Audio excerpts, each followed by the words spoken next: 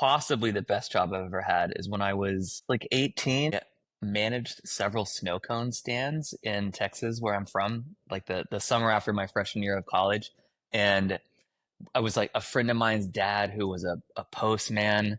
This was his like retirement scheme. So he just hired me and his son to run these snow cone stands. And we just hired a bunch of our friends to work with us all day long. So it was just hanging out with your good buddies, unlimited snow cones in a little air conditioned hut for hours and hours on end for a few months and minimal responsibility. I would say like enough to make you feel like you were doing something, but mostly it was just chilling. In a way, it was one of the first sort of like service jobs I ever had.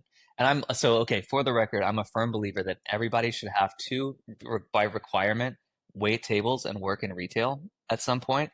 Because I feel like you learn like half the life skills that you need to do any job after that if you just learn how to wait tables or bartender and just help people in a retail environment. And like in a way that I think the snow cone stand was kind of the first time I was ever in service, you know?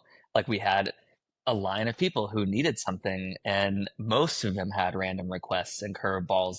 You'd think that 50 different snow cone flavors would be enough to satisfy most people, but like I'd say half of the orders we got were like, "Can you do this? What about this? Can I cut this part out and do this instead?" So it was like, weirdly enough, in a way, a lot of what I deal with on a daily basis now, like having to figure out how to, like, get service a client of some kind, even if it's for a $2 snow cone stand in 30 seconds or, you know, multi-year relationship with a client we have now.